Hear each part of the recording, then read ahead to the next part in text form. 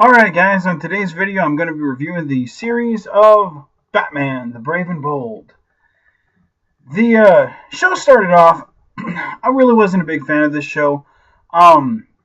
It reminded me a lot of the Adam West TV show, which, not that I have anything against that show now, but at the time, like this show really helped me get over that fear of, um, like Batman as a camp character, or as a lighthearted character.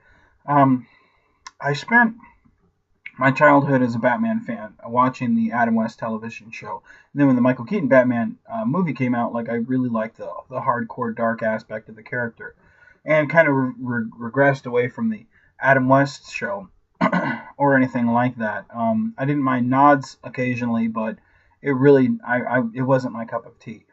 Then the Batman animated series came out, and I liked that a lot. The dark interpretations of the classic characters I enjoyed thoroughly. Then the cartoon of The Batman came out, which was a lot like the Jackie Chan style animation. And I didn't really like that at first until they brought Robin on board. And as you can see, Robin's my favorite character. But I never gave that one a chance until Robin came out. Well, when they came out with this, I heard that there was a new television series that was going to focus on Batman and the other heroes in the DC universe, and that kind of excited me. But then when I saw stuff like that animation, and I'll show you the back of it, those like the animated style, especially like the Joker here,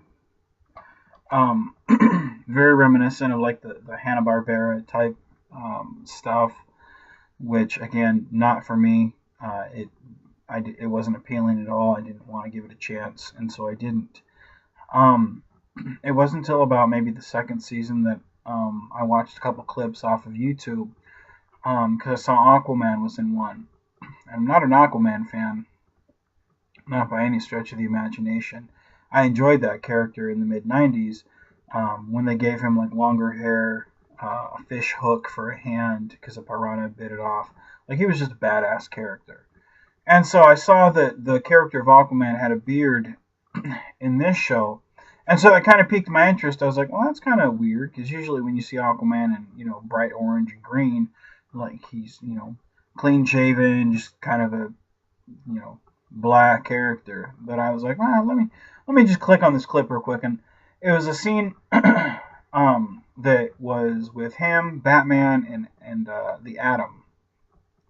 And Batman and the Atom are reduced down in size, and Aquaman comes in. And I don't remember the scene now because it's been so long since I've seen it. But I just remember laughing hysterically at the buffoonery of Aquaman. And then the more I watched, I clicked on a couple of other clips, and it just seemed like for such a look, for Batman to have such a look of the kind of the Adam West campiness, like he was the most serious character, and everything around him was kind of idiotic and had that buffoonery to it, where it's like you kind of sat there and watched it through his eyes, where he's just kind of sitting there going, God, everyone around me is an idiot. I gotta be the smartest guy on the block because everyone else is dumb. And sometimes, the look on his face, it kind of reflects that, how we kind of look back at like the Adam West stuff and how, they took themselves seriously in the show, but we as, people, we couldn't take, that situation serious, because of course it wasn't. It was, meant as humor. And so when I started watching the cartoon, like, they had season one, part one, which is like the first like 13 episodes, I think. It was like half the first season, and usually I wait to buy seasons, the complete season. Or if I can, I try to buy the entire series. But watching the videos off of YouTube and kind of, fiending for more, I was like, screw it, I'll go ahead and buy the, season one, part one. And I did, and I must have watched that in DVD. I must have watched it straight for like 3 days. Just every time, I'd come in, I'd, sit on the couch, start drawing, turn on the TV, turn on Batman, Brave and Bold. come home, get on Facebook, turn on Batman Brave and Bold. It was one of those ones where it's like there was such nods and reverence to what they were actually doing that you had to respect the show. I tried to get my little brother to watch it. He had no interest in watching it at all. Like I think we've watched maybe 2 episodes together, and not for him because he likes his Batman. He's like I was. Batman's a dark character, and that's what we should be. Um, but me being the bigger comic book fan and knowing the history of a lot of these characters, um, it was just nice to see the different things that they would do and the different characters that they would bring in. And like I said, they really had a lot of respect for the characters, a lot of reverence to it. One thing that I thought was kind of cool, being a big Robin fan, was the fact that Robin was in the Earth 2 Robin outfit, which is, for those of you that don't know, just think of it as he was in a weird costume. For those of you that do know, he was in the Earth 2 Robin outfit, which I thought was kind of cool. When they'd have flashbacks to, Robin growing up, it was, of course, classic Robin, like the Burt Ward style type. Um, but they actually had the Earth 2 Robin, change into Nightwing, after like the second or third appearance of him. So it was kind of nice to already have this established character and one that you knew was around for a while, and then to see that translate to Nightwing. And then later on in the series, you had Nightwing actually helping Batman and Batgirl out on stuff. And so it was kind of nice, and it was cool because Robin before he became Nightwing was in charge of Bloodhaven. Um, and then when he was Nightwing, again, in charge of Bloodhaven and helping out in Gotham. So it was, they kept that Bat family essence, and it was a different take on events that had happened. And like to people who had seen, Batman the Animated Series, they knew Robin eventually became Nightwing. Well, this was this universe's version of those events, and I kind of liked that because it was simple in its storytelling, and it was kind of, I don't know, it was nice. And I never liked the Earth 2 Robin outfit. I always thought it was really dumb looking, like with green boots, yellow leggings. Like it looked stupid to me. But this cartoon really made me appreciate that version of of that character's costume. And so they also have um, they have several episodes with these characters that when you watch them episodically, of course, they all stand alone. But there is kind of a gradual theme of where the stories go. Like for Robin, he's pissed off at Batman. That's why he went to Bloodhaven. And then the next time he's working with Batman and whatnot, and he doesn't really want Batman in his town. And the next time he works with Batman, like all the ex sidekicks are kind of like all of our heroes are kind of making us seem like second rate heroes, and we've outgrown those roles. Um, and then like I said, at the end of that he becomes Nightwing. Like it was really nice to see those things because it's like those are life lessons. Like we all get like that. We all get to a point where we look at our parents or we look at those parent leave figures and we're just like, hey, enough's enough. I got to be my own person. I got to do this on my own. Um, and these stories did that, but without any of the darkness to them, without any of the harsh realities per se. They did them in, like I said, really respectful ways, and really respectful to the stories that they were, you know, um, translating over, I guess you'd say. There were a lot of highlight for characters. um, Aquaman was probably my second favorite character in this show. Um, the guy was always funny, always on his A game, always had funny one-liners that were either really inappropriate for the situation that he was in because he's so boastful. It's funny because he boasts so much, but he's like the most useless character in most people's minds, at least from then or from my childhood. I don't know if he's that way now, the new 52. From what I hear, a lot of people say he's pretty badass. I don't know because I don't know anything about that. But for someone who has been suggested as being the most useless character around, the guy who talks to fish, like he was really funny and boastful. Like I think that's so funny because like nobody really likes you, and it's like we all have that friend who's kind of so full of themselves, and we're just like, dude, you're not that good. And that's kind of like how Aquaman is. He's got an adventure story for everything he's gone through, and it's just he's so over the top that he's charming and he's funny. Um, and my favorite character in this show, who ironically, a lot of people are surprised when I'm like, it's not Robin, and it's not Nightwing, and it's not even Batman in this show. That's my favorite character in this. It's Plastic Man. There's one show where Plastic Man is he takes on Woozy, a sidekick, and that whole episode, like I could sit there and watch that on repeat the whole time and just be, it's like it's that funny to me. Like I could just sit there and I'm just the gags and the jokes in that episode. Like it's just so over the top and so silly, but it's really a good episode. And at the heart, like the thing that I like about this cartoon is a lot of those episodes have like good morals to them.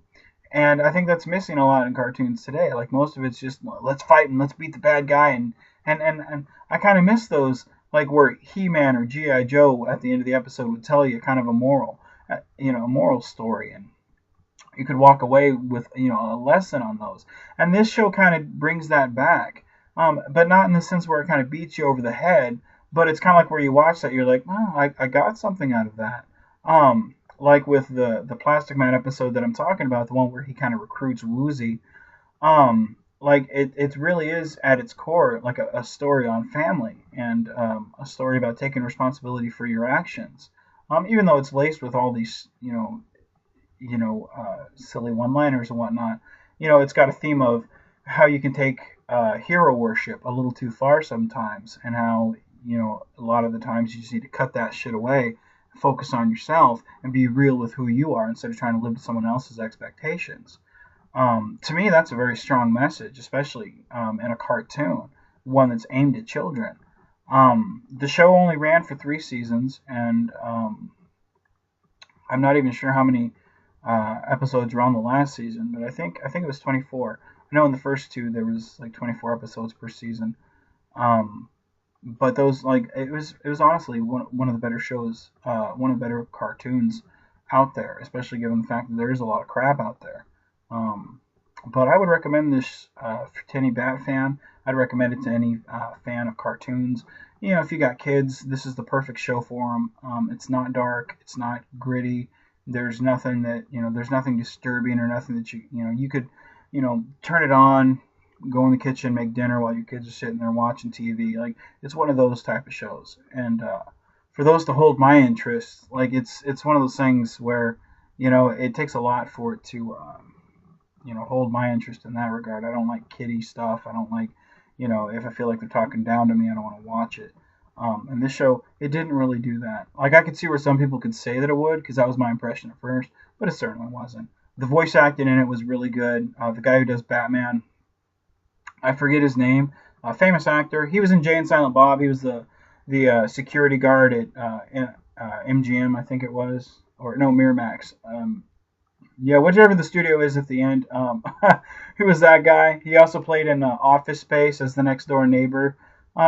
Famous guy, funny actor. I was surprised when I was like, I know that voice from somewhere. Where the hell is like? Because I watch a lot of movies, and like I know my shit, but I can't place it. But it's that guy. Uh, very fun role for him. I think. I don't know. You could hear the huge. It sounded like he had a lot of fun doing it. Um, it really shows in his voice acting. Everyone's pretty much on their A game in this. I didn't like the Joker. He sounded too much like Penguin for me, and he didn't. I don't know. I just the Joker, like usually the Joker's a highlight, but every time the Joker came on in this show, like I kind of felt like he's not needed, because he couldn't take him seriously. Like he'd be doing something and then he'd be like, "Meh," and it's like, what? Like it kind of reminded me of those aliens from Mars Attacks where they're like, knock knock. Like I couldn't. every time he talked, like my teeth started to itch. I was like, what the fuck is wrong with him? Like, this is not the Joker.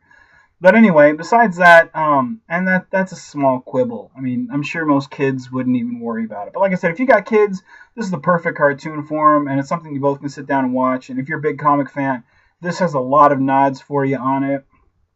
Um, it really is great. There's a storyline where it tells how the original Blue Beetle died and why we have Jaime as the current Blue Beetle in like the 1960s type storytelling.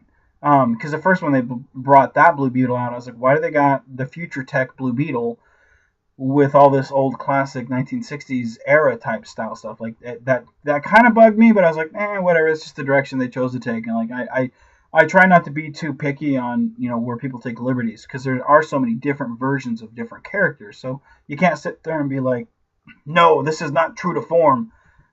You got to let them have a little bit of freedom and see where they go with it. Now, if it's a bad product, okay, well then you're right. But if you might find something that's pretty good, which was here. But they actually tell that story, and I think it was the second season where they tell the story, and like it's actually integral to the plot, and it really, like, it's kind of, that was probably the way that was handled. The death of the original Blue Beetle. Not It's not graphic, but like that's probably about as far as they went on tone of darkness. um, and again, it was integral to the plot. Like, it wasn't bloody or nothing, but like the dude died a hero, and it explained why you have Jaime instead of uh, Ted. No, not Ted. Yeah, Ted Cord. Yeah. Um, so it's one of those things where it's like, this was, most shows wouldn't even care to explain those things or even attempt to do a storyline like that, but this show was really respectful to that. So again, like I said, not to beat a dead horse, this show is really respectful to the source material. It's really clever in its delivery to things. I'd recommend it. You got kids, get it. You like comics, get it. Either way, I don't think you'll be disappointed, unless it's just not your thing. But I don't think you'll leave it. I don't think you'll be like, God, I hated it. It was the worst thing ever. It may just be something where you're like, I watched it. It wasn't my thing. But I don't think you'll regret it. So that's my thoughts on it. Write me. Let me know who your favorite character is. Let me know, what your favorite storyline, what your favorite episode was. Either way, comment, write, whatever. Just keep on geeking on, guys.